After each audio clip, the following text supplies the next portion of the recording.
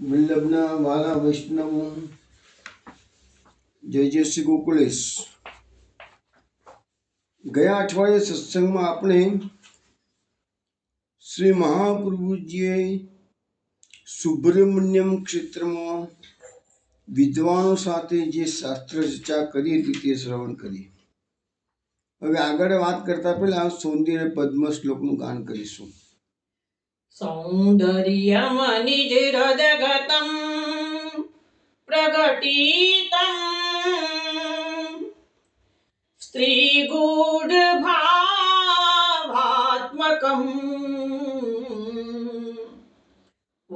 રૂપમ ચ પુનસ્તદંતર્ગતમ પ્રાવિવિશત સ્વપ્રિયે સંશ્લિષ્ટા ઉભયોર્બભૌ રસમયઃ કૃષ્ણો હિ તત્સાક્ષિકમ રૂપમ તત્ત્રિતયાત્મકમ પરમભીધેયં સદા વલ્લભમ ધ્યેયં સદા વલ્લભમ. વૈષ્ણવો, આજના સત્સંગમાં શ્રી મહાપ્રભુજી સુબ્રમણ્યમ ક્ષેત્રમાં થઈને ઉડુપી પધારે છે. હવે ત્યાં બિરાજતા વિદ્વાનો સાથે મહાપ્રભુજી શાસ્ત્ર ચર્ચા કરશે, પરંતુ તે શ્રવણ કરીએ તે પહેલા એક કીર્તન શ્રવણ આપણે કરીએ. તેના શબ્દો છે: શોભા રસમય ભાવ પ્રકટ કરસી વલ્લભ વરદેહમ. શોભા રસમય ભાવ પ્રગટ કર શ્રી વલ્લભ વર દેહમ.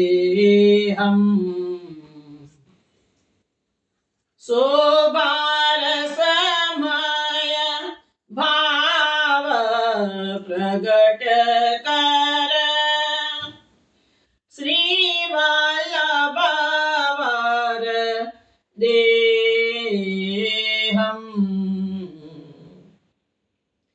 નખ શિખાદિ વ્રજ મધુ વિરહાની વ્યાપી યુગલ સ્નેહમ.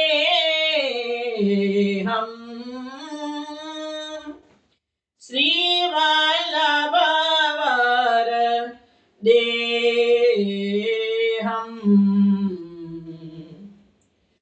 વૃંદારણ્ય ઇન્દુ સંપુટ હૃદય ગૂઢ કંદરા ગેહમ.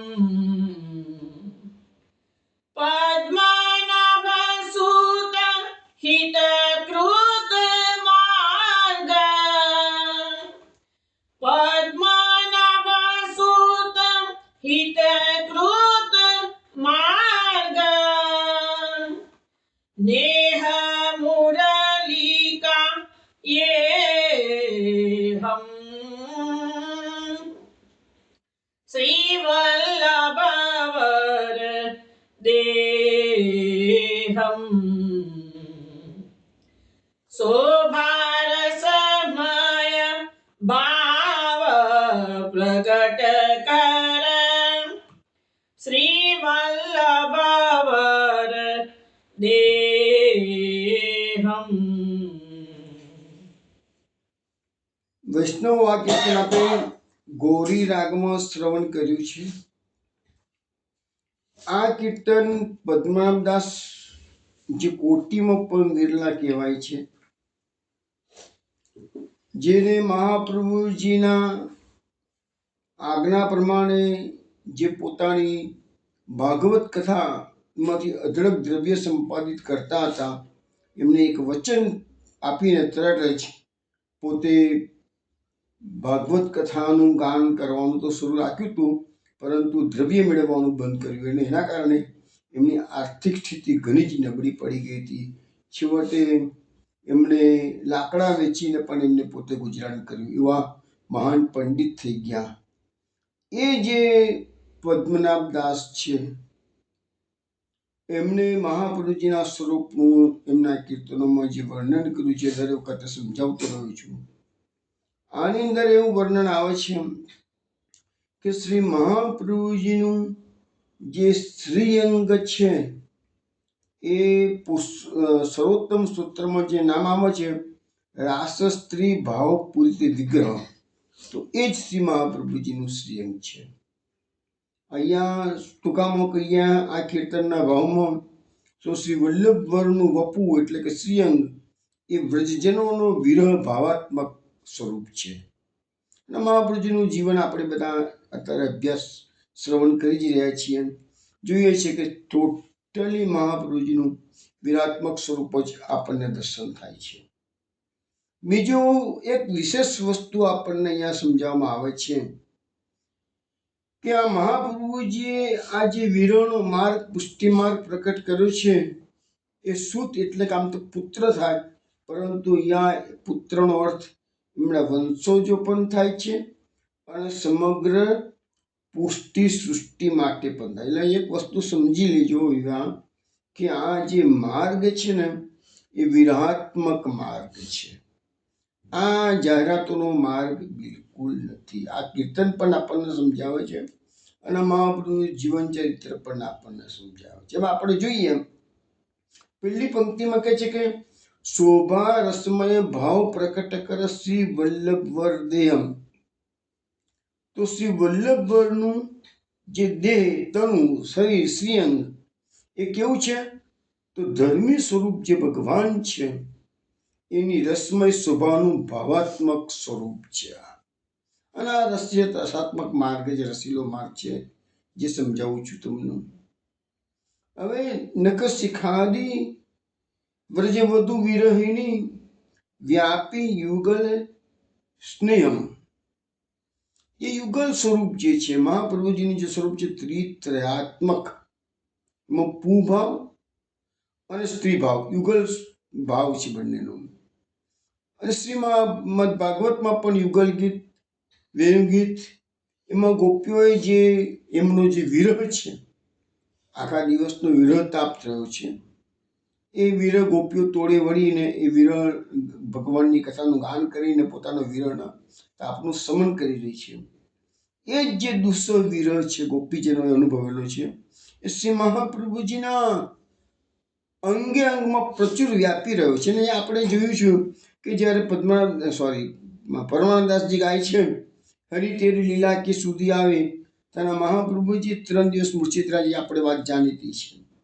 તો એ ગોપીજનોનો જે દુસ્સહ વિરહ ભાવ છે એ શ્રી મહાપ્રભુના અંગે અંગમાં પ્રચુર વ્યાપી રહેલો છે. પછી શું કહે છે કે વંદ્રાવન ઇન્દુ સંપુટ હૃદય ગૂઢ કંદરા ગેહમ. અહીંયા એવું સમજાવવામાં આવે છે કે આપ શ્રીનું એટલે શ્રી વલ્લભાચાર્યજીનું જે હૃદયાકાશ છે એમાં 3 ઉપમા આપવામાં આવેલી છે. કઈ એમ? એક તો ભગવાનનું જે મન છે, ચંદ્રનું ઉદયનું સ્થાન છે એ કે છે. પછી શ્રી ગિરિરાજજીની કંદરા, કે ભગવાનની જે યુગલ સ્વરૂપની લીલાઓ બધી ક્યાં થઈ છે? તો ગિરિરાજજીની કંદરાઓમાં. પછી ક્યાં થઈ છે?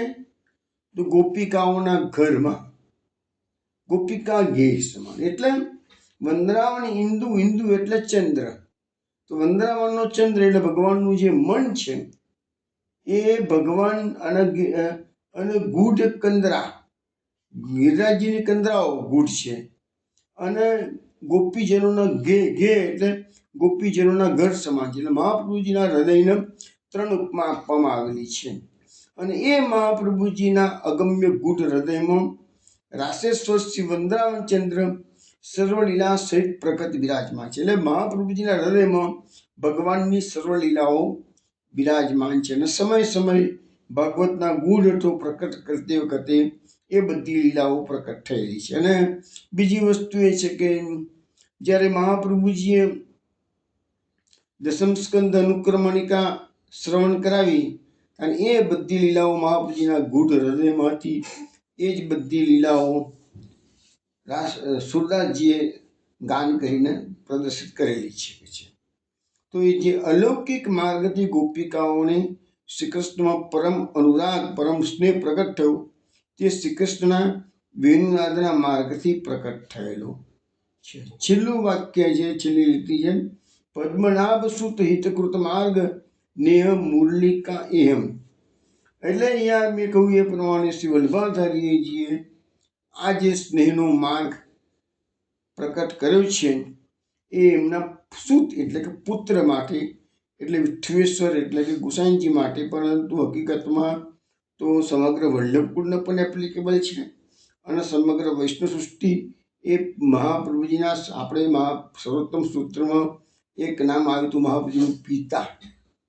તો મહાપ્રભુજી સર્વ વૈષ્ણવના પિતા છે, માટે સૂત પણ બધા વૈષ્ણવ મહાપ્રભુજીના સૂત થયા અને વલ્લભપુર તો એમના વંશજો છે એટલે સૂત થયું છે. તો એના માટે આ વિરાહાત્મક માર્ગ મહાપ્રભુજીએ પ્રકટ કરેલું છે.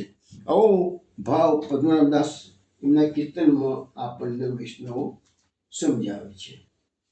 હવે આપણે વાત કરતા હતા કે ઉડુપી સ્થાનમાં મહાપ્રભુજી પધાર્યા છે. એ ઉડુપી આજે પણ દક્ષિણ ભારતમાં બહુ જાણીતી જગ્યા છે.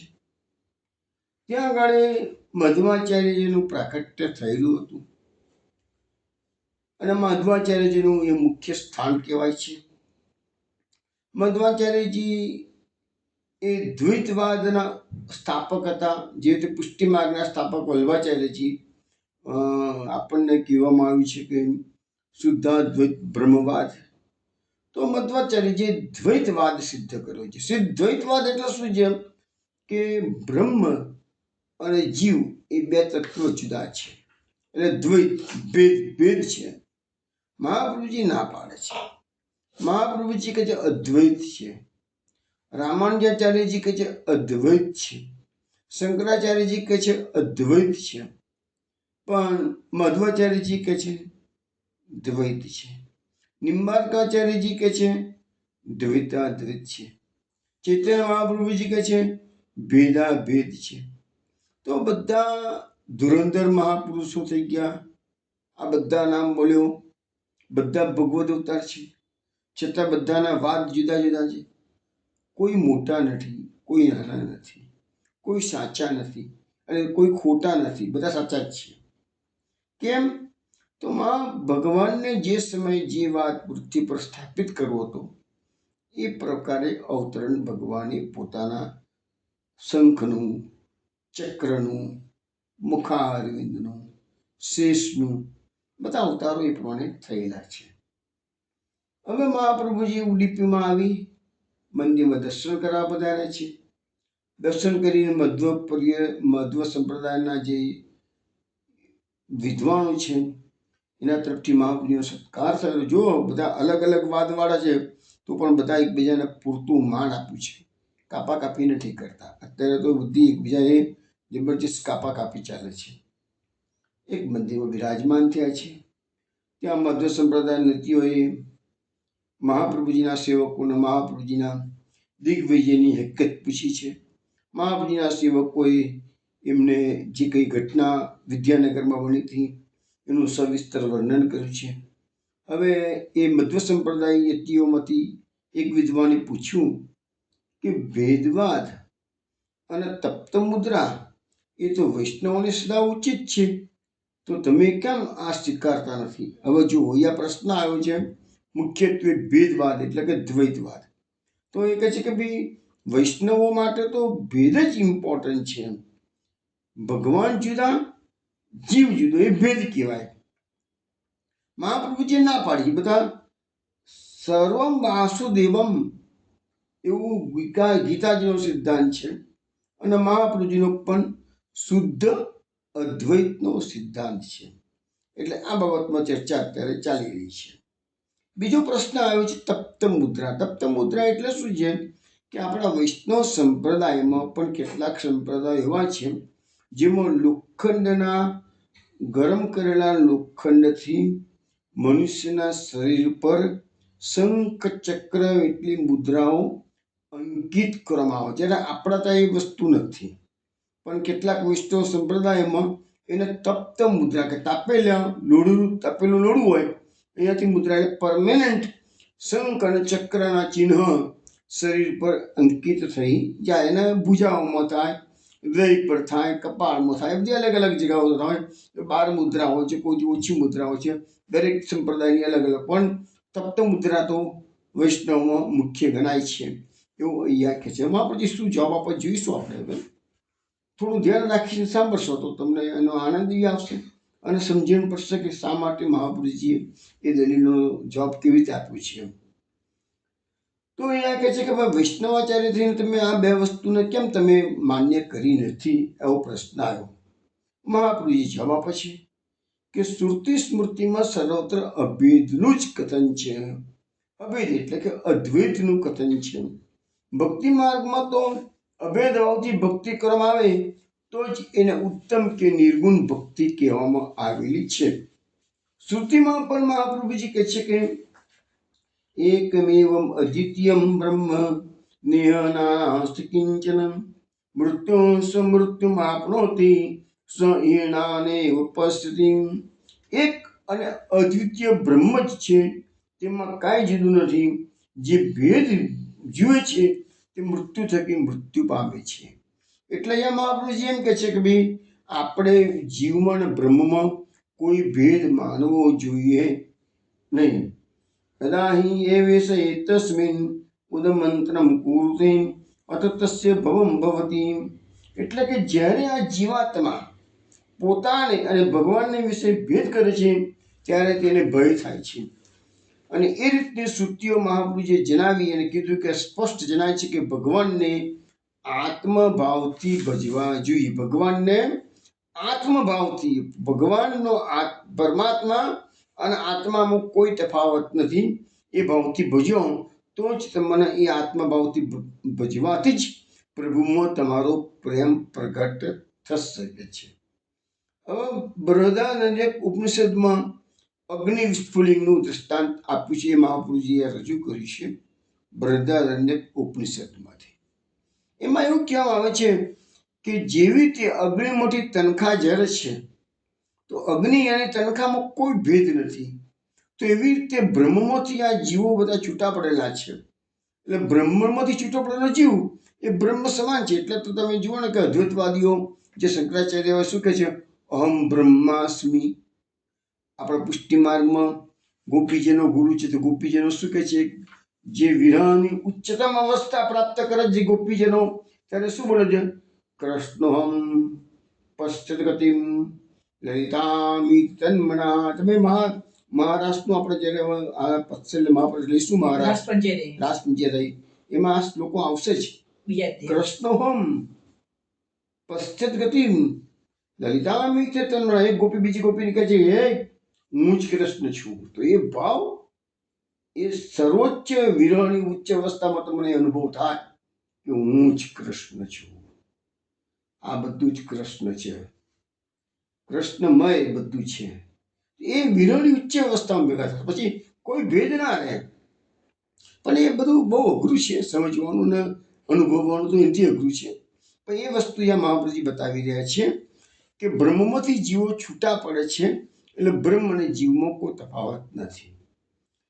ગીતામાં પણ ભગવાને કીધું છે મમૈવાંશો જીવલોકે જીવભૂત સનાતન. એટલે કે જીવને ઈશ્વરનો અંશ કહેલો છે, જીવને બ્રહ્મનો અંશ કહેલો છે. તો જીવંશ અને પરમાત્મા અંશોમાંથી અંશાંશી ભાવને લીધે બંનેનું ઐક્ય સંભવે છે. પોતાના સ્વરૂપમાં સર્વને સ્નેહ હોય છે, દેહમાં સ્નેહ હોય છે, ત્યાં આત્મા લઈને. હવે એક વસ્તુ છે યાર, આપણને આપણું શરીર પ્રિય છે. કેમ? તો આપણો આત્મા આ શરીર સાથે સંકળાયેલો છે. માટે આપણને આપણા પિતાશ્રી, માતૃશ્રી, પતિ પત્ની એકબીજાના શરીર બધાના વાલા છે. તો કેમ છે? તો કારણ કે અંદર આત્મા રહેલો છે. એક આત્મા બીજા આત્માથી ભિન્ન નથી, માટે એની આત્મા પસંદ એને ગમે છે.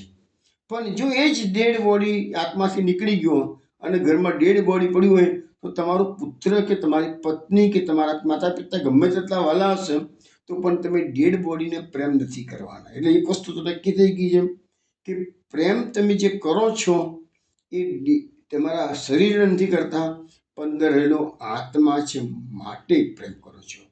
એટલે એ જે સ્નેહ છે એ આત્માને લઈને છે કે છે. અને અહીંયા મહાપ્રભુજી સમજાવે છે કે મુખ્ય સ્નેહ સ્થાન પોતાનું સ્વરૂપ છે કે છે. હવે બીજી વસ્તુ છે કે પુત્ર, એમ કહેવાય છે આપણા શાસ્ત્રોમાં કે પુત્રનો આત્મા જ પિતાનો આત્મા જ પુત્ર રૂપે આવે છે. એટલે પિતા પુત્રમાં જે પ્રેમ આવે છે એનું કારણ એ છે કે આત્મા, કારણ આપણે પડોશીના છોકરાને આપણને વાલો નથી લાગતો, તો પોતાનો પુત્ર આપણને વાલો લાગે છે. હવે પડોશીનો પુત્ર વાળો કે વાલો લાગતો હોય કદાચ, તો એ કદાચ ઋણાનુબંધના કારણે, ઘણી વખત એવું બનતું હોય, બહુ રેર કેસમાં બને એવું, પણ ઋણાનુબંધના કારણે બીજાનો છોકરો પણ આપણને ખૂબ વાલો લાગતો હોય, પણ એ બધું ઋણાનુબંધના કારણે. પણ એવરેજ તો પિતાનો આત્મા પુત્ર તરીકે આવે છે, એટલા માટે એને વાલો લાગતો હોય છે. એટલે જે સ્નેહનું જે સ્થાન છે એનું કારણ છે આત્માના કારણે, નહીં કે નિર્જીવ શરીર. આ શરીર જે છે એ તમે જુઓ તો આ શરીર આપણને બહારથી સૌંદર્ય દેખાય, ઉપર ચામડાનું બધું મળેલું છે ને માટે. આમનું ચામડું નીકળી જાય અને અંદરથી લોહી નીકળવાનું ચાલુ કરે તો ગંધ મારી જશે. શરીરની અંદરથી આપણા જે ઉત્સર્ગ દ્રવ્યો દેખાય છે, નીકળે છે, મૂત્ર, મળ, પરસેવો, ઉચ્છવાસ, આ બધી દુર્ગંધ મારતી વસ્તુઓ છે. શરીરમાં પ્રેમ છે, શરીર તમને સુંદર દેખાય છે, એ ઉપર ચામડી મઢેલી છે માટે અંદર દુર્ગંધ જ છે. તો એ શરીરને આપણે કેમ પ્રેમ કરીએ છીએ?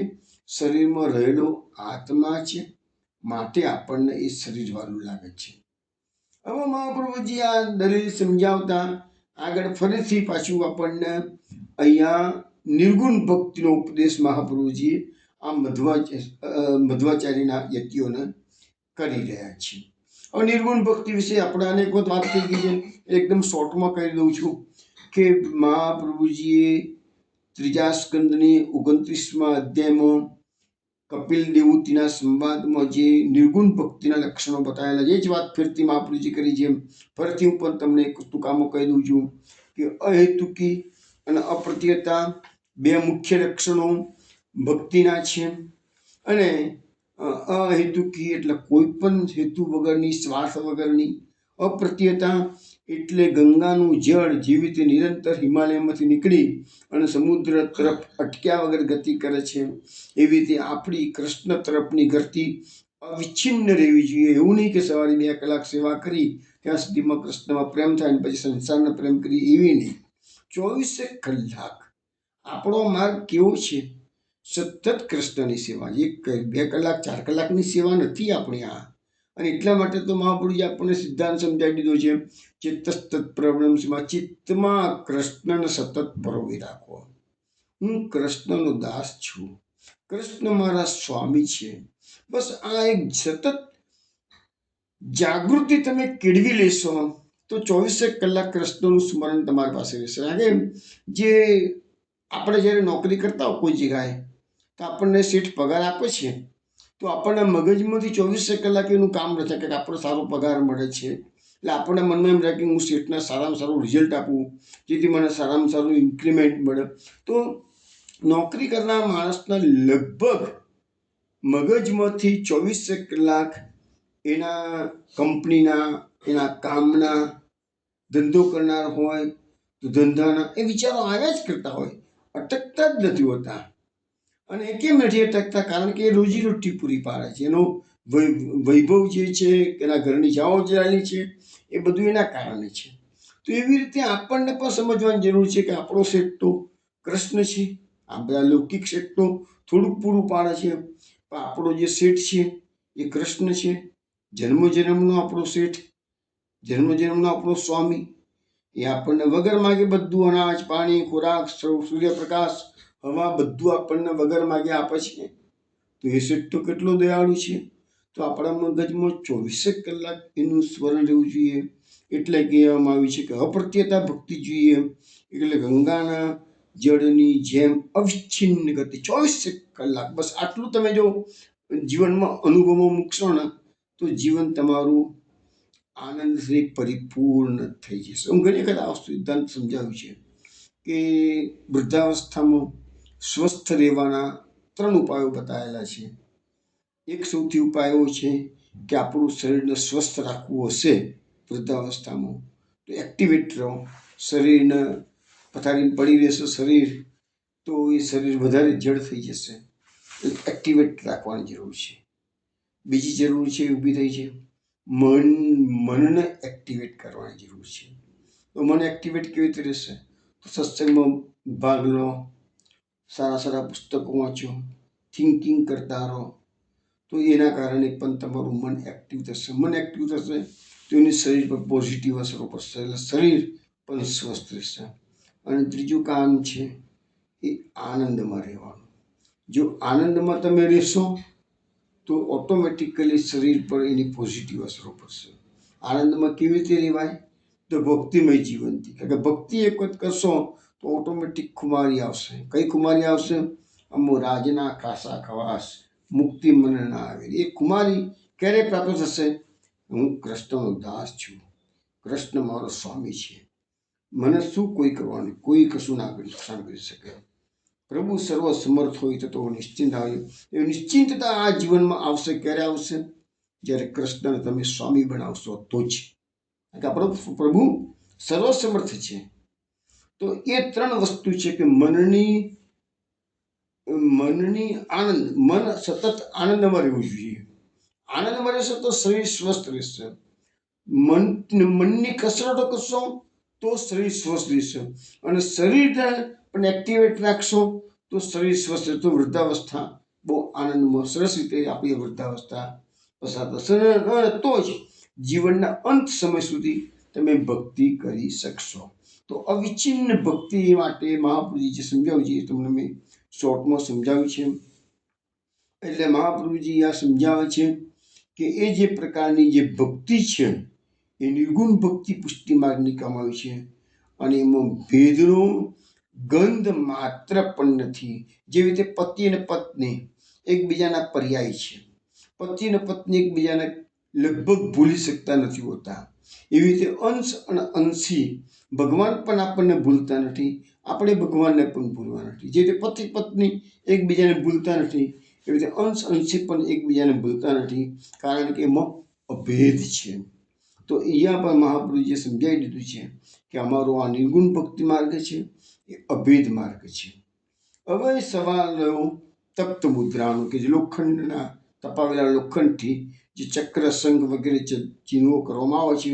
ભલે પુષ્ટિ માર્ગમાં નથી પણ બીજા સંપ્રદાયમાં છે વસ્તુ, એની વાત કરે છે. તો મહાપ્રભુજી કહે છે હરિના સાલોક્યની કામનાથી સર્વ વર્ણોના મધ્ય વૈષ્ણવ અગ્નિમુક્ત ચક્ર ગ્રહણ કરી તપ્ત મુદ્રા ધારણ કરે છે. હવે એ જે વૈષ્ણવ સંપ્રદાય છે એમાં એ લોકોને હરિના સાલોક્યની કામનાઓ રહેલી છે. આમાં શું છે કે યમરાજા પણ યમદૂતોને કહી રાખેલું છે કે જે વૈષ્ણવના શરીર ઉપર ઠાકોરજીના ચિહ્નો જોવા મળે ત્યાં તમારું જોર, મારું જોર નહીં ચાલે, તમારે એવા જીવને મારી પાસે લાવવો નહીં. એટલે આપણામાં શું કીધું છે? પુષ્ટિ માર્ગમાં આપણે 2 વસ્તુ બતાવી છે કે શ્રી હરિની શ્રી તુલસીની કંઠી આપણા ગળામાં હોય અને કપાળમાં તિલક હોય. એટલે આપણે મરનાર વ્યક્તિ ભલે જીવનમાં કદાચ તિલક કરતો હોય કે ના કરતો હોય, પણ સામાન્ય રીતે જ્યારે ઘઉંનો ચોકામાં એ દેહને મૂકવામાં આવે, પરંતુ મરતા પહેલાં તો એના કપાળમાં જો તિલક કરેલું હશે, ગળામાં તુલસીની કંઠી હશે, તો યમરાજા યમદૂતોને મૂક્યા હશે ને અજામિલ જો પાપીમાં તો યમદૂતોને પાછા ભગાડી દે છે વિષ્ણુદૂતોએ. તો એવી રીતે આ 2 વસ્તુ આપણા પુષ્ટિ માર્ગમાં આપણા વૈષ્ણવ સંપ્રદાયમાં છે કે તુલસીની કંઠી ગળામાં જોઈએ અને કપાળમાં કંકુનું તિલક જોઈએ. આ 2 વસ્તુ જોઈએ. તપ્ત મુદ્રાની આપણા માટે જરૂર નથી, પરંતુ અહીંયા એવું કહેવામાં આવેલું છે કે તપ્ત મુદ્રા એ વૈષ્ણવ સંપ્રદાયો ધારણ કરે છે એ હરિના સાલોક્યની કામનાથી કરે છે. અને એના માટેનો એક શ્લોક મહાપુરુષજી કહે છે એમ શંખ ચક્રાદિ ચિહ્ન રહિત પૂજ્યાન્યસ્તુ સમાચરેત નિષ્ફળમ પૂજનમ તસ્ય હરિશાપી ન તુષતીમ. શંખ ચક્રાદિ રહિત જે પૂજા કરે છે તેનું પૂજન નિષ્ફળ છે. એટલે અહીંયા આપણા માટે સવાલ નથી થતો, પણ બીજા સંપ્રદાય માટે, અને હરિ તેને પસંદ થતા નથી. આ શ્લોકમાં શંખ ચક્રાદિને પૂજાનું અંગ ગયેલું છે. તે પણ ભગવાનની પ્રસન્નતા માટે અવશ્ય ધારણ કરવાનું કહેલું છે. પરંતુ મહાપ્રભુજી કહે છે શંખ ચક્ર આપણામાં શંખ ચક્ર કદાચ ધારણ કરવો હોય તો મૃત્તિકાથી કરવાનું, પણ ટપાવેલા લોખંડથી નહીં કહે છે. એવું કારણ કે કામ્ય ધારણ સિદ્ધ, એટલે આપણામાં એ કામનાઓ કરવાની એની સિદ્ધિ છે. આપણે એવી કોઈ કામનાઓ કરવાની નથી. જે કામનાઓ જે હોય એ નહીં તપ્ત મુદ્રા ધારણ કરવાની છે કે છે. પછી આચાર્યશ્રીએ પોતાનું બોલવાનું બંધ કર્યું. પછી યતીશ અને ભટ્ટારીય પ્રભુતિ શિષ્યોની વચ્ચે ઘણો સંવાદ થયો. તેમાં યતીશોની સર્વ શંકાઓનું નિવારણ થઈ ગયું. અને પછી ત્યાં થોડા દિવસ બિરાજીને શ્રી આચાર્યજી સપ્તર્ષિ પધાર્યા છે.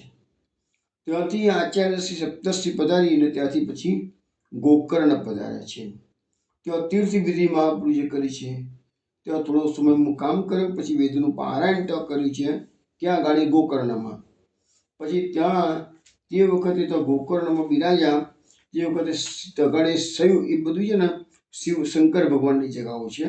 તો શૈવ બ્રાહ્મણો મહાપ્રભુજીને મળવા માટે પધાર્યા છે.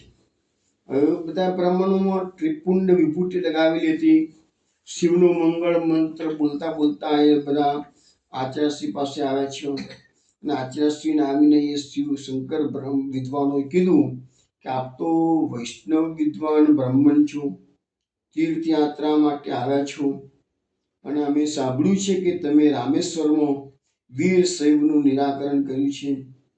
હવે તમે અમારી સાથે શાસ્ત્રાર્થ કરો, અને અમે તો બધા શંકર ભગવાનના સેવકો છીએ, આપણે જે પૂછવું હોય તો પૂછો કે છે. હવે કે જે શંકરને શરણે જે લોકો છે તેમાં અમે નિર્ભય છીએ. અમે તો શંકરના શરણાર્થી છીએ, એટલે અમે તો બહુ નિર્ભય છીએ, અમને કોઈ હેરાન નહીં કરી શકે કે જેમ. એટલે શંકરની વિધિની જો આ શિવ બ્રહ્મણો શું કહે છે સાંભળો, આપણને આમાંથી સમજવાનું ઘણું મળશે. એટલા માટે આ બધા શાસ્ત્રોની વાતો હું કેમ લઉં છું, કે તમારું ક્લિયર થાય કે આપણા આપણા પુષ્ટિ માર્ગના સિદ્ધાંતો શું છે. શંકરની આવા શંકર બ્રાહ્મણો કે છે શંકરની વિધિની જે નિંદા કરે છે તે પામર છે. જો શંકરના જે લોકો શંકરાચાર્યની કે શંકર ભગવાનની નિંદા કરે છે તે પામર છે. 18 પુરાણોમાંથી 10 પુરાણોમાં અને વેદ ઉપનિષદમાં મહેશનો એટલે કે શંકર ભગવાનનો મહિમા ગાવામાં આવેલો છે. આ કોણ બોલે છે? શંકર બ્રાહ્મણો. બરાબર છે. હવે જુઓ મહાપ્રભુજી શું જવાબ પછી આચાર્યશ્રીએ કહ્યું સત્ય છે, સત્ય છે, તમે જે કહો છો સત્ય છે. એટલે મહાપ્રભુજી પણ શંકર ભગવાનના અનુયાયીઓની વાતને અનુમોદન આપે છે, તિરસ્કાર કર્યો નથી. આ સમજી લેજો બરાબર. શંકર ભગવાનનો તિરસ્કાર મહાપ્રભુએ કર્યો નથી. મહેશ એ સર્વ દેવોના ઈશ્વર છે. મહાપ્રભુજી બોલે છે મહેશ એટલે કે શંકર ભગવાન એ સર્વ દેવોના ઈશ્વર છે. એમના વળી એમના મહત્વમાં સંદેહ કોણ કરી શકે? એટલે શંકર ભગવાનના મહત્વ જે છે જ એમાં શંકા કરાય એવું નથી. મહાપ્રભુજી બોલે છે આ બધું. પરંતુ તમારા આચારમાં વિવાદ છે. એટલે મહાપ્રભુ શું કહે છે? શંકર ભગવાનની મહત્તામાં તમને કોઈ વાંધો નથી, પણ તમે જે આચરણ કરી રહ્યા છો એની સાથે અમારો વિવાદ છે. તમારો આચાર કેવા પ્રકારનો છે અને તમે શું કરી રહ્યા છો, પ્રમાણ શું છે, એ પ્રશ્ન મહાપ્રભુજીએ કર્યો. હવે શિવ શર્મા નામના એ જે શંકર ભગવાનના આચાર્યો આવ્યા હતા બધા વિદ્વાનો, એમાં શિવ શર્મા નામના વિદ્વાન ડિટેલ્સમાં હવે એમના આચાર વિચાર વિશે ડિટેલ્સમાં વાત કરે છે. હવે એ બધી વાતો શંકરાચાર્યના પંથની છે. ઘણી ડિટેલ્સમાં આ 100 વર્ષ જૂના પુસ્તકમાં આપેલી છે, એટલું લેતો નથી, પણ ટૂંકામાં કહી દઉં છું.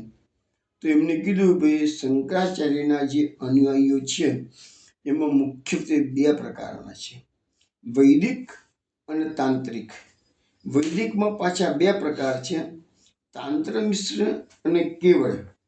અને તાંત્રિકમાં પાછા ચાર પ્રકાર છે, શૈવ, પાશુપત, મહાશૈવ અને શાક્ત. શાક્તના પાછા બે પ્રકાર બતાવવામાં આવે છે, વૈદિક અને તાંત્રિક. વૈદિક શાક્તના બે પ્રકાર બતાવ્યા છે, શુદ્ધ અને મિશ્ર. તાંત્રિક શાક્તના ત્રણ પ્રકાર બતાવ્યા છે, દક્ષ, વામ અને કૌળ. શાક્ત જે છે એના પાછા 7 પ્રકાર પણ બતાવવામાં આવેલા છે, વૈદિક, વૈષ્ણવ, સૌર, ગાણેશ, વામમાર્ગી, સિદ્ધાંત અને કૌલ. હવે આટલા બધા શંકરાચાર્યના અનુયાયીઓના પ્રકારો થયા અને દરેકના આચાર, વિચાર, સિદ્ધાંતો બધું અલગ અલગ છે. એ બધી વસ્તુની ડિટેલ્સમાં ચર્ચા કરી છે, પણ આપણે એ વસ્તુ લેતા નથી. આપણે તો પુષ્ટિ માર્ગને સમજવાનો પ્રયત્ન કરવાનો છે. શંકરાચાર્યના અનુયાયીઓ શું કરે છે એ મહાપ્રભુજીને પેલા લોકોએ બતાવ્યું છે, પણ આપણે એ સત્સંગમાં વસ્તુ લેતા નથી. અંદર છેલ્લે એવું આવે છે કે આ પ્રમાણે તંત્રમાં બતાવેલું આચાર તંત્ર માર્ગવાળા પાડે છે, તો એના પ્રમાણની બાબતમાં શું સંદેશ? દરેક જણને પોતપોતાના ગુરુઓએ જે કહ્યું હોય એ પ્રકારે આચાર પાડે છે, શંકરાચાર્યના અનુયાયીઓ કહે છે. તો એ સાંભળીને શ્રી આચાર્ય શ્રી વલ્લભાચાર્યજી બોલ્યા, તમારું કેવું યથાર્થ છે, એમાં કોઈ સંદેહ નથી. જેને પોતાના ઉપરથી જે બતાવ્યું હોય એ કરે, એમાં કોઈ સંદેહ નથી કહે. પરંતુ તંત્ર માર્ગ વેદથી જો, હવે અમે લોકો જે પુષ્ટિ માર્ગ છે, મહાપ્રભુજી કહે છે અમારો પુષ્ટિ માર્ગ છે એ વેદોક્ત માર્ગ છે, અને તમારો તંત્ર માર્ગ છે એ વેદથી જુદો છે. તેથી તે તંત્ર માર્ગ છે એ ભ્રષ્ટ છે. ચારે વર્ણથી ભ્રષ્ટ મનુષ્યનો તાંત્રિક આચાર છે. બ્રાહ્મણ, ક્ષત્રિય, વૈશ્ય અને શૂદ્ર એ ચારે વર્ણ વેદથી સિદ્ધ છે, પણ તેમાં તંત્રનો અધિકાર નથી. જેમ યવન લોકો એટલે મુસ્લિમ લોકો, ચીના, મલેચ્છ, એટલે આ બધા જે છે એ બધા અલગ છે. અને એ લોકો મધ્ય એટલે કે દારૂ અને માંસને સેવનાર તાંત્રિકો પણ અલગ છે કે છે. અને વેદથી વિરુદ્ધમાં જે તંત્ર માર્ગ નથી તેને વૈદિક પ્રમાણે, જે તંત્ર માર્ગમાં જે વેદથી વિરુદ્ધ છે એને મહાપુરુષ માનતા નથી, પણ જે વેદની અંદર બતાવેલો તંત્ર માર્ગ છે એને અમે વૈદિક પ્રમાણ મળી રહે છે કે છે.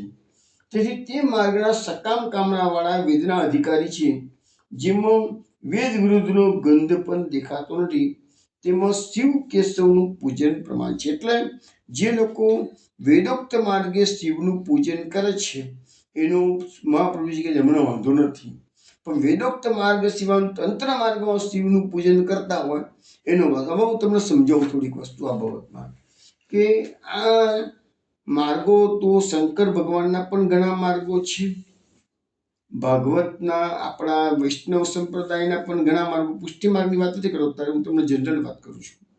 ઘણા માર્ગો છે. હવે આપણો મૂળ સનાતન ધર્મ છે આપણો. હમણાં ગયા વર્ષે જ અલ્હાબાદમાં કુંભ મેળો ભરાઈ ગયો. જે લોકો કુંભ મેળાના દર્શન કરવા ગયા છે ત્યાં જોયું હશે તો એવા અઘોરીઓ પણ આવ્યા હતા, એ બધા તંત્ર માર્ગના.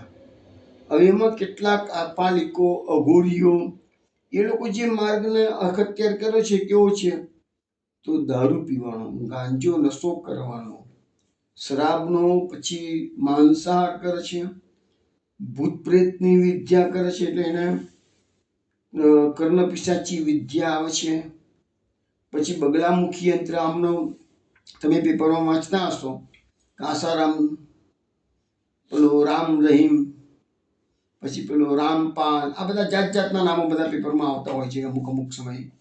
આ બધા જ ની પાસે લાખો અનુયાયીઓ છે અને કરોડો અબજો રૂપિયાનો ભંડોળ આ લોકોના આશ્રમમાં છે.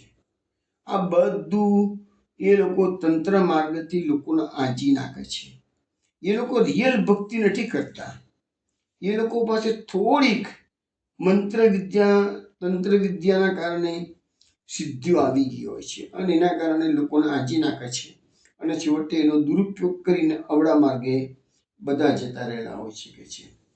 તો એ બધા શું છે કે એ બધી વામપંથીઓ કહેવાય.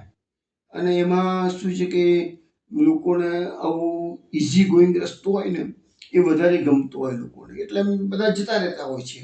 પણ એ ભલે અધ્યાત્મ માર્ગનો એક ફાંટો છે, પણ એ ખોટો માર્ગ અત્યારે કરી રહ્યા છે બધા. અલ્ટિમેટલી છેલ્લે પસ્તાવાનો વારો આવતો હોય છે લોકોને. જે લોકો ભૂત પ્રેતની અંદર સાધી લીધા હોય, આપણે જામનગરનું આપણું સૌથી મોટું એક્ઝામ્પલ જાણી લો કે સંજી મુચીએ પેલા વીરને સાધેલું અને ભલભલાને હેરાન કરતો હતો, પણ વૈષ્ણવ ગાળ એની વિદ્યા કામ લાગી નહીં. છેવટે એને વૈષ્ણવ ધર્મમાં એનો જે વીરને સાધેલો એ છૂટો કરી દીધો અને છેવટે ગુસાઈજીનો સેવક બની જાય વાત છે. તો એવી રીતે જે લોકો આવા શોર્ટકટ અખત્યાર કરેલા હોય છે ને એ છેવટે પસ્તાવને એ લોકોના મૃત્યુ પણ બગડતા હોય. મૃત્યુ પછીની ગતિ પણ એ લોકોની દુર્ગતિ થતી હોય છે. એટલે એ બધા માર્ગો સારા માર્ગ નથી, સાચા માર્ગો પણ નથી. પણ હવે છતાંય માનનારા માને છે ને કરનારા કરે છે, એ બી હકીકત છે. પણ એમાં તમે વિચાર કરો, હમણાં જ રિસેન્ટલી રજનીશજી થઈ ગયા, પોતાની જાતને ભગવાન માનતા હતા. તમે એના પુસ્તકો વાંચો ને તો ભગવાન રજનીશ જેવા શબ્દો વાપરેલા છે એ લોકોએ. રજનીશજીએ પુસ્તક લખ્યું છે સંભોગથી સમાધિ. હવે લોકો આખી દુનિયા પાગલ થઈ ગઈ એવા પુસ્તકો વાંચીને કે સંભોગ કરતા કરતા સમાધિ લેવાની. હવે એ તો આપણા 2 દાડા પહેલા જ આપણે સત્સંગની અંદર એ વસ્તુ આવી હતી કે ન જાતું કામ કામાનામ ભોગેન સંમતિ હવિષા કૃષ્ણ વર્તમેમાં ભૂયૈવા અભિવર્તતે. જેવી રીતે અગ્નિમાં આહુતિ આપવાથી અગ્નિ વધારે પ્રજ્વલિત થાય છે, પણ અગ્નિ ક્યારેય શાંત થતો નથી. એવી રીતે કામનાઓ ભોગવવાથી કામનાઓ ક્યારેય શાંત થતી નથી. પણ એ કામનાઓ એક વખત ભોગવી લીધી હોય તરત એક વખત તો વૈરાગ આવી જાય, પણ એક વૈરાગ્ય હંમેશા ક્ષણિક હોય છે. તો એ રજનીશજીએ એ સિદ્ધાંત પકડ્યો કે કામનાઓ ભોગવવાથી વૈરાગ આવશે, પણ એ વૈરાગ્ય ક્ષણિક હોય છે. એ વાત એ નથી બતાવતા. અને પેલા લોકોને કામનાઓ ભોગવવામાં મજા આવતી હોય છે, એટલે એના બી હજારો લાખો અનુયાયીઓ મળી ગયા રજનીશજીને. તો આ સંભોગથી સમાધિ જેવા પુસ્તકો લખ્યા છે, પણ લોકોની આંખો ખુલતી નથી કે આ તો બધું ખોટો માર્ગ અત્યારે કરી રહ્યા છે. છતાં એને હજારો લાખો ફોલોઅર્સ મળી રહ્યા છે. આ બધા માર્ગમાં જે દુનિયા ઝૂકતી હે, ઝુકાને વાલા चाहिए એના જેવું છે સાચો. અને એટલા તો મહાપ્રભુજીએ બરસાના ઘેવરવણની બેઠકમાં ચરિત્ર પ્રકટ કરીને આપણને બતાવી દીધું કે જો ખોટો ગુરુ કરશો તે છે તે પેલો અજગાર થયો તો કીડી મંકોડા બનવાનો વારો આવશે. એ વસ્તુ આપણને બતાવી જ છે આપણી આંખો ખોલવા માટે. અને મહાપ્રભુજીએ ઘણી જગ્યાએ એ વસ્તુ હાઇલાઇટ પણ કરેલી છે. 227 નંબરના શ્લોકની અંદર કીધું છે આવા ગુરુ કરો. પેલો તોગાને ઘેવરવણની બેઠકમાં ચરિત્ર પ્રકટ કર્યું. એ ઉપરાંત પોતાના જ વંશજોને શિક્ષા શ્લોકનો ઉપદેશ આપેલો છે. આ બધી વસ્તુ પ્રકટ મહાપ્રભુજીએ આપણને લાલ બત્તી બતાવી દીધેલી જ છે. ખોટી જગ્યાએ જશો તો પસ્તાવાનો વારો આવશે. પછી આ બધા શિવપંથીઓ આવે છે, એમ જોડે શસ્ત્રાર્થ ચાલુ છે કે છે. અહીંયા લખ્યું છે કે જે લોકો વૈદિક, શૈવ, શાક્ત, પાશુપત એ બધા નામ ભેદથી હરિના પૂજક છે. એટલે કે છે ને ઘણા લોકો એટલે આગળ આપણને બતાવવામાં આવશે કે ગણપતિનું પૂજન કરનારો હોય કે શિવનું પૂજન કરનારો હોય કે શક્તિનું પૂજન કે માતાજીનું પૂજન કરનારો હોય, એ છેવટે તો ભગવાનની પાસે જ આવવાનું છે. સર્વ દેવ નમસ્કાર કે સ્વમ પ્રતિગચ્છતિ. એ સિદ્ધાંત હવે થોડી વારમાં આપણને સમજાવવામાં આવશે. શિવ એટલે જે લોકો વામપંથી છે, દારૂ માંસાહારના માર્ગે સિદ્ધિઓ પ્રાપ્ત કરવા માંગે છે, એની વાત નથી મહાપુરુષ નથી કરતા. પણ જે લોકો શંકરની ઉપાસના કરતા હોય, ગણેશની ઉપાસના કરતા હોય, પણ સારા માર્ગે કરતા હોય, તો એ લોકો છેવટે શ્રી હરિની ઉપાસના ના માર્ગે પછી વળી જશે સમય જતા. એ સિદ્ધાંત થોડોક આ સિદ્ધાંત સમજાવે છે, એ આપણે થોડો સમજવાનો પ્રયત્ન કરીએ. શિવે કહેલા માર્ગથી શિવરૂપી ભગવાનની ઘણા આચાર વેદથી શિવો ઉપાસના કરે છે. હવે શ્રીમદ ભાગવત મહાપ્રભુજી કહે છે કે શ્રીમદ ભાગવતમાં ભગવાનને કલ્પવૃક્ષ કહ્યા છે અને તેમનું અર્ચન એ સર્વનું અર્ચન છે. શક્તિ એ બ્રહ્મનો ધર્મ છે, પરંતુ તેનું નિષિદ્ધ પૂજન ઇષ્ટ નથી. બ્રહ્મનો આ શક્તિ જે માતાજી આપણે કહીએ છીએ એ બ્રહ્મનો ધર્મ છે કે છે, પણ એનું પૂજન આપણે નહીં કરવાનું. આપણે તો પૂજન ભગવાનનું જ કરવાનું છે. કે ભગવાન કોણ છે? તો ભાગવતમાં ભગવાનને કલ્પવૃક્ષ કીધા છે. હવે અહીંયા આપણને સમજાવવામાં આવે છે કે ઝાડના મૂળને જો પાણી જળનું સિંચન કરો, કોઈ વૃક્ષ છે એના મૂળમાં તમે જળનું સિંચન કરશો તો એની બધી શાખાઓ, એના પલ્લવો એટલે પાંદડા, એના ફળ ફૂલ બધી જે ટોચ પર પણ એનું પોષણ જવાનું છે કે જવાનું. તમારે અલગથી શાખાનું, અલગથી ફળફૂલનું, અલગથી પાંદડાને જળનું સિંચન કરવાનું નથી. એવી રીતે તમે જો શ્રીહરિની ભક્તિ કરશો તો આ સર્વ દેવોની ભક્તિમાં આવી ગઈ છે. તમારે પછી અલગથી ગણેશની કરવાની જરૂર નથી. એ વાત બધી થોડી વારમાં આવશે, બાજુ ફરતી આ ઇલેક્ટ થશે, એવા પ્રશ્નો પાછા આવવાના જ ફરતી. તો ગણેશનું પૂજન, શંકરનું પૂજન, માતાજીનું પૂજન એ આપણામાં ઈષ્ટ નથી. કારણ કે આપણો કૃષ્ણ એ સર્વ દેવમય છે. એ બધા ભગવાન શ્રી કૃષ્ણની વિભૂતિઓ છે કે છે. ગીતાનો 15મો અધ્યાય જે લોકો વાંચ્યું હશે, પુરુષોત્તમ યુગ મહિના પહેલો શ્લોક આવશે, ઉર્ધ્વમૂલમ અધઃ શાખમ, ઉર્ધ્વમૂલમ અધઃ શાખમ. આ વૃક્ષ જે છે ને એનું મૂળ ઉપર ગોલોકધામમાં શ્રી કૃષ્ણ છે, અને આ બધા લોક જે ઉત્પન્ન થયા છે એ બધી શાખાઓ છે. એટલે કૃષ્ણનું તમે પૂજન કરશો તો આખા જગતનું પૂજન કરવા બરાબર છે. આજે હું તમને એક સમજાવું સામાન્ય વાત. આજે લોકો સમાજ સેવા અને ગરીબોની સેવાના બધા પર વળી ગયેલા છે. સારું છે, ખોટું તો બધું સત્કાર્યો ખોટા નથી, સારા છે. પરંતુ આપણો સંપ્રદાય સનાતન ધર્મ તો એમ કે છે કે ભગવાનની સેવા કરવામાં આખા વિશ્વની સેવા આવી જાય છે. એનું નામ છે વિશ્વંભર. ભગવાનને ભોગ આરોગાવો તો આખું જગતનું પેટ ભરાય છે. આપણે જે બધી સેવાઓની વાતો, બધા સામાજિક સેવાને બધા લોકો નીકળી પડે છે, સારું છે, ખોટું બિલકુલ નથી. પરંતુ એનાથી ઉત્તમ એ છે કે કૃષ્ણ સેવાથી વધીને કોઈ સેવા નથી. સમાજની સેવા કરનારાના એક વસ્તુ છે કે સમાજની સેવા કરવા માટે સજાયેલા હોય છે. એ લોકો કૃષ્ણ સેવા કરી શકતા જ નથી હોતા. જે લોકોની પાસે આ બધી દોડધામ કરવાની વૃત્તિ આવી ગયેલી હોય એ એકાંતમાં બેસીને ભક્તિ કરી શકવાનો જ નથી. એનું નિર્માણ એ પ્રકારે જ થયેલું હોય છે કે છે.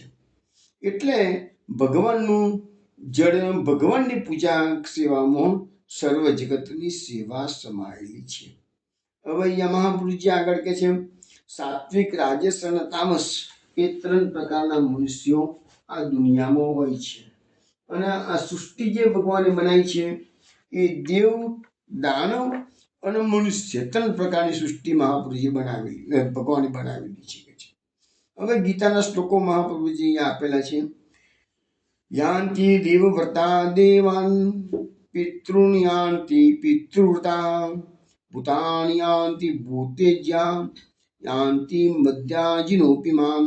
એટલે કે જે પ્રકૃતિ વાળો જે દેવતાનું એના આચારથી પૂજન કરે છે તે દેવતાને તે પામે છે. દેવતાનું પૂજન કરવા વાળો દેવલોકને પામે છે, પિતૃનું પૂજન કરવા વાળો પિતૃલોકને પામે છે, ભૂતોનું પૂજન કરવા વાળો ભૂતલોકને પામે છે, અને હરિનું પૂજન કરવા વાળો હરિને પામે છે. એટલે તમે જેવું પૂજન કરશો એ પ્રકારે તમારી ગતિ થશે.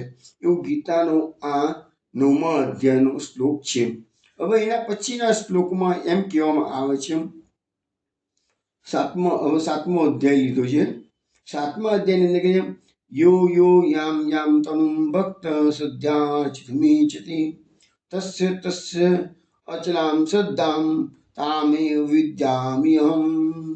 પછીનો શ્લોક છે સ તયા શ્રદ્ધ્યા યુક્ત તસ્યારાધનમીયતે લભતે ચ તત કામાન મયવૈવ વિયતાનિ તાન. એના પછીનો શ્લોક છે અંતવત્તુ ફલમ તેષાં તદ્ભવતિ અલ્પમેધસાં દેવાન દેવયજુ યાન્તિ મદ્ભક્તા યાન્તિ મામપી. આ 3 શ્લોકો 7મા અધ્યાયના હું બોલું છું.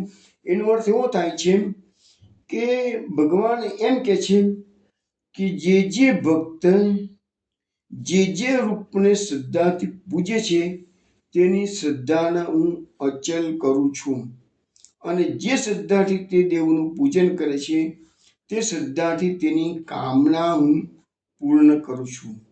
તેથી અલ્પ બુદ્ધિવાળાને નાશવાળું ફળ પ્રાપ્ત થાય છે કે છે.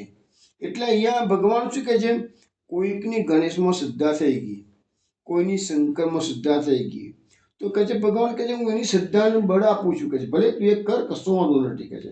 કેમ? 2 વસ્તુ કીધી છે. એક તો એ છે કે એ જો તમે એ દેવને ભજશો તો એ દેવને મેં જે અધિકાર આપે, એટલે કે કૃષ્ણએ જે અધિકાર આપેલો છે એટલું જ ફળ તમને મળશે. એટલે એ નાશવંત ફળ આપશે અથવા તો અલ્પ ફળ તમને આપશે, કારણ કે દેવનો અધિકાર જેટલો છે એટલું જ આપશે. કયા દેવને કેટલો અધિકાર છે એ પણ થોડી વાર મહાપ્રભુજી સમજાવે છે આપણને, પણ એ દેવ એટલું જ ફળ આપી શકશે એનાથી. અને એ જે કામનાઓ પૂર્ણ કરે છે એ તો મહાપ્રભુજી કહે છે કે ભગવાન એમ કહે છે કે મારી આપેલી જ કામનાઓ એ પૂર્ણ કરે છે. એની પાસે પોતાનું કશું છે જ નહીં. ગણપતિ હોય કે શંકર હોય કે માતાજી હોય, એ લોકો પાસે પોતાનું કશું છે જ નહીં, બધું મારું આપેલું જ છે કે છે. પણ એ બધું ફળ કેવું છે? નાશવંત છે, અલ્પ છે કે છે. પરંતુ એટલા માટે મહાત્મા નસ્તુ મામ પાર્થ દૈવીમ પ્રકૃતિમાશ્રિતાં ભજંતી અનન્ય મનસો જ્ઞાત્વા ભૂતાદિ અવ્યયમ. એટલે કે છે કે આ બધું જાણવાથી મહાત્માઓ દૈવી પ્રકૃતિનો આશ્રય કરી માત્ર મને ભજે છે. મને એટલે કે શ્રી કૃષ્ણને ભજે છે, અને મને સર્વભૂતનું આદિ કારણ તથા અવ્યય જાણીને અનન્ય ચિત્તથી ભજે છે. એટલે જે મહાત્મા લોકો જે જાણે છે કે આ દુનિયામાં અન્ય દેવનું ભજન કરીશું તો ફળ અલ્પ મળશે, અને જો શ્રી કૃષ્ણનું ભજન કરીશું તો એ સર્વ કંઈ આપી શકે એમ છે. માટે અનન્ય ચિત્તથી એ મહાત્માઓ શ્રી કૃષ્ણનું ભજન કરે છે. મહાપ્રભુજી સમજાવે છે આગળ, આ બધા શ્લોકો ઉપરથી તમને સમજાશે કે હરિ સેવા એ શ્રેષ્ઠ સેવા છે.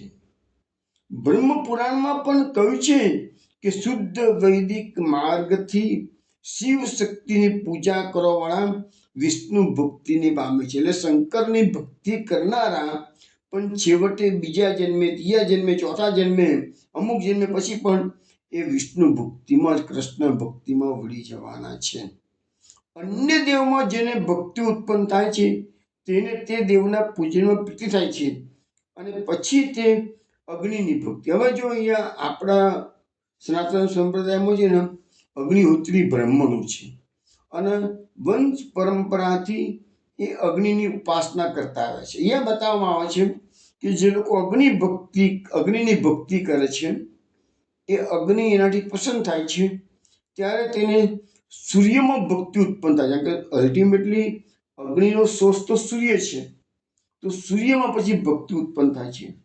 હવે નિરંતર સૂર્યની પૂજા કરવાથી છેવટે એની શિવમાં ભક્તિ ઉત્પન્ન થાય છે, અને શિવમાં પસંદ થઈ જાય, શિવ ભગવાન પસંદ થઈ જાય તો પછી એની હરિ ભગવાનમાં ભક્તિ ઉત્પન્ન થાય છે, અને તે વડે છેવટે વાસુદેવની પૂજા કરવાથી એ ભુક્તિ અને મુક્તિ બંને મળે છે. એટલે કહેવાનો મતલબ અહીંયા શું છે, તમે ગમે તે દેવની ભક્તિ કરશો પણ છેવટે તો તમે કૃષ્ણ ભક્તિમાં વળશો, બીજે જન્મે, ચોથે જન્મે કે 10મા જન્મે. કારણ કે તમને રિયાલિટી સમજાશે કે આ બધા દેવોના ઉપરી તો શ્રી કૃષ્ણ છે. પરમ બ્રહ્મ તું કૃષ્ણ. મહાપ્રભુજીના વાક્યો પકડાઈ આપણે કે પરબ્રહ્મ શ્રી કૃષ્ણ છે કે છે. આ બધા દેવો એની વિભૂતિ છે. એટલે ગમે તે દેવનું તમે પૂજન કરશો છેવટે તમારે કૃષ્ણની ભક્તિ, અને એ કૃષ્ણ જ તમને ભુક્તિ અને મુક્તિ બંને આપી શકે છે. શિવ, મહેશ વગેરે મહેશવાચક પદ શબ્દો છે. સ્વરૂપ ભેદે બ્રહ્મ એ બ્રહ્મા વિષ્ણુનો મહેશ છે. એટલે બ્રહ્મામાંથી જ આ ત્રણ બ્રહ્મમાંથી ત્રણ ઉત્પન્ન થયા છે, બ્રહ્મા, વિષ્ણુ, મહેશ. અને નારાયણ ઉપનિષદમાં કહ્યું છે કે આ ત્રિમૂર્તિથી પર, એટલે બ્રહ્મા, વિષ્ણુ, મહેશથી પર એવું સ્વરૂપ તે નારાયણ કહેવાય છે. અમે કહે છે મહેશ આદિક શબ્દો યોગિક છે. નારાયણ, ગોવિંદ એ પદ તો બધા વિષ્ણુ માટે છે. એટલા માટે બ્રહ્મનો વેદ માર્ગથી ભગવાનની સેવા કરે છે. તેમાં નિષિદ્ધ આચારનો, ગંધનો, સ્પર્શ, એટલે જે વેદોક્ત રીતે ભગવાનની સેવા કરતો હોય એમાં જે નિષિદ્ધ આચાર છે, માંસાહાર છે, દારૂ છે, એ રીતે જે વામ માર્ગીઓ કરે છે એ બધો નિષિદ્ધ આચાર છે. એ વેદોક્ત માર્ગમાં એ વસ્તુ આવતી છે જ નહીં, કે જેમનો એનો ગંધ પણ નથી, એનો સ્પર્શ પણ નથી. કે છે હવે સવાલ આવ્યો છે કે કેશવ, શિવ, શક્તિ, સૂર્ય, ગણપતિ, સ્કંદ, મહેન્દ્ર ગમે તેની તમે પૂજા કરો, મહાપ્રભુજી કહે છે તમે ગમે તેની પૂજા કરો, અમે એનો નિષેધ કરતા નથી. એટલે કોઈ ગણપતિ કરતા હોય કે સ્વર્ગના ઇન્દ્રની પૂજા કરતા હોય કે સૂર્યની કે ગમે તેની પૂજા કરતા હોય, મહાપ્રભુજી કહે છે અમે નિષેધ કરતા નથી. અમે જે નિષેધ કરીએ છીએ કોનો? તો નિંદિત પૂજન અને નિંદિત આચારનો. એ થોડી વાર પહેલા બતાવ્યું ને કે બધા વામ માર્ગીઓ છે, તંત્ર માર્ગીઓ છે, એ બધાનો મહાપ્રભુજી કહે છે અમે વિરોધ કરીએ છીએ. એવા નિંદિત પૂજન અને નિંદિત આચાર તમારે નહીં કરવું જોઈએ. પરંતુ ભલે તમે ગમે તે દેવની પૂજન કરો, પરંતુ મહાપ્રભુજી કહે છે અમે તો શ્રીહરિનું પૂજન કરવાનો બોધ કરીએ છીએ, કારણ કે શ્રીહરિની સેવાથી નિર્ગુણ મુક્તિ મળે છે અને અન્ય દેવની સેવાથી સગુણ મુક્તિ. હવે મૂળ વસ્તુ શું છે કે કોઈ પણ દેવની સેવાનો મહાપ્રભુજીએ નિષેધ કર્યો નથી. આપણે જે લોકો બીજાને તિરસ્કારથી જોઈએ છીએ એ વસ્તુ આ મહાપ્રભુજી આપણને સમજાવે છે કે અરે કોઈને મહેરબાની કરીને, હા, જે પાપ માર્ગીઓ છે, નિષિદ્ધ આચાર કરે છે, દારૂ પીવો, જુગાર રમવો, ખોટા ધંધા કરવા, એ બરાબર છે, એને આપણે નફરત કરતા હોઈએ. પરંતુ અન્ય દેવનું પૂજન કરનારને ક્યારેય નીચા માનવાના નહીં, કારણ કે એનો અધિકાર એ દેવમાં છે. અને એ દેવની ભક્તિ કરતા કરતા એક સમય એવો આવશે જ એ કૃષ્ણની ભક્તિમાં એ વળી જશે. આ જન્મે નહીં વળે તો બીજા જન્મે, ચોથા જન્મે, 10મા જન્મે પણ એ વળશે. કે એ આપણને મહાપ્રભુજી સમજાવે, હું નથી કહેતો, મહાપ્રભુજી કહે છે. એટલે અન્યનું ભોજન કરનારને પણ નીચું માનવાનો નહીં. આ પ્રમાણે આચાર્યશ્રીના ભાષણથી સર્વપ્રસન્ન થયા. પછી બધા વિદ્વાનો એમનો પ્રભાવ દેખી પ્રણામ કરી પરસ્પર બોલ્યા કે જે માર્ગમાં શ્રીહરિનું પૂજન થાય છે તે નિષ્કંટક માર્ગ છે. ગોવિંદ રહિત આગમને કુપથ સમજવું. એટલે ગોવિંદ રહિત એટલે કે શ્રી કૃષ્ણ સિવાયનો જે માર્ગ છે એને તમારે બીજો માર્ગ સમજવો જોઈએ. આચાર્યશ્રીને કેશવ અને શિવ સ્વરૂપમાં ભેદ બુદ્ધિ નથી. મહાપ્રભુજીએ કીધું અમારો તો શ્રી કૃષ્ણમાં અને શંકરમાં કોઈ ભેદ બુદ્ધિ નથી, તો પણ અમે તો કૃષ્ણના સ્વરૂપને સેવીએ છીએ. મહાપ્રભુજી ભેદ બુદ્ધિ નથી, પરંતુ અમારા જે આરાધ્ય છે એ કૃષ્ણ છે. શંકર ભગવાનના જે સેવકો હોય એ લોકો ભલે શંકરનું પૂજન કરે છે, મહાપ્રભુજી કે અમે નિષેધ કરતા નથી. ત્યાર પછી ઘણા બુદ્ધિશાળી વિદ્વાનો શ્રી મહાપ્રભુજીની શરણે આવ્યા છે. હવે ગોકર્ણથી આચાર્યશ્રી આગળ પધારવાનો વિચાર કરે છે. એટલામાં વિદ્યાનગરથી કૃષ્ણદેવ રાજાના માણસો આચાર્યશ્રીને વિદ્યાનગર પધારવાનું આમંત્રણ આપવા માટે એમના પુરોહિત આવ્યા છે. હવે વિદ્યાનગરના કૃષ્ણદેવ રાજા તેથી નીકળી ગયે. મહાપ્રભુજીએ જે કનકાભિષેકની વાતો આપણે શ્રવણ કરી હતી, ત્યાર પછી મહાપ્રભુજી યાત્રામાં ઘણા દિવસોથી દક્ષિણ ભારતના તીર્થોની યાત્રા કરતા રહ્યા છે. હવે કૃષ્ણદેવ રાજાને થયું કે પાછા વલ્ભાચાર્યજીને પધરાવા છે, એટલે પુરોહિતને મોકલ્યો છે. અને ગોકર્ણમાં એ પુરોહિત ફરતા ફરતા શ્રી મહાપ્રભુજીને કૃષ્ણદેવ રાજાનું આમંત્રણ આપવા માટે આવ્યા છે. તેમને કહ્યું કે રાજાઓમાં શ્રેષ્ઠ એવા આપણા શિષ્ય શ્રીમાન કૃષ્ણદેવ મહારાજા જેમ ચાતક પક્ષી સ્વાતિ નક્ષત્રના બિંદુને માટે આતુર હોય છે, તેમાં આપણા દર્શનને માટે આતુર છે.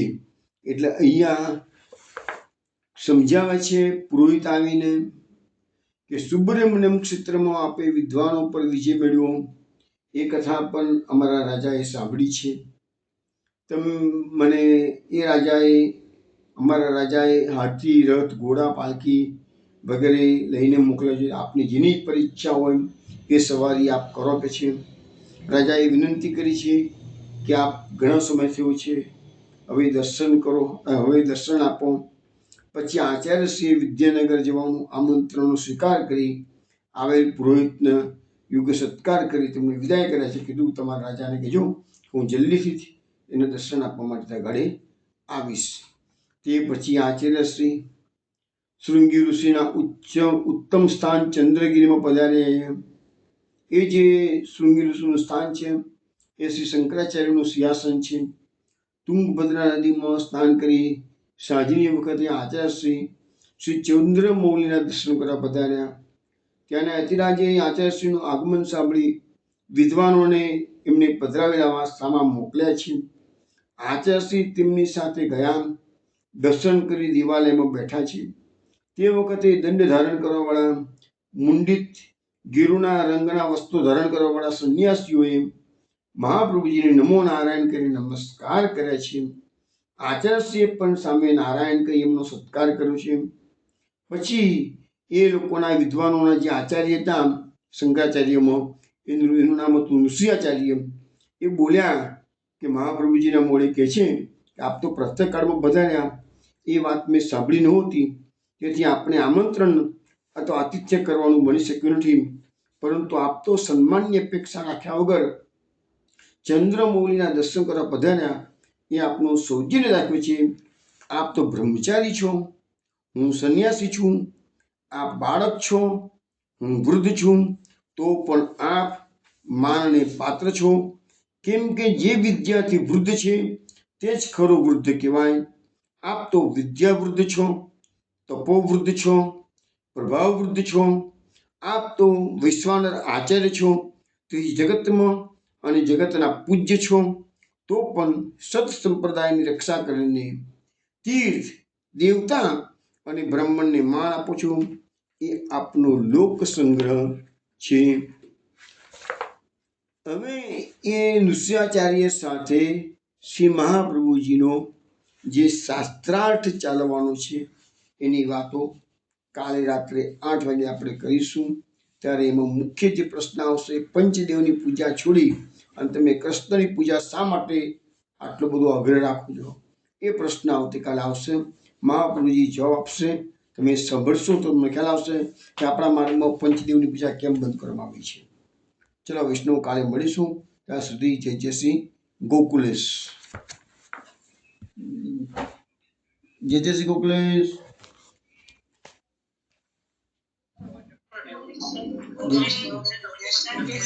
જય જય શ્રી ગોકુલેશ.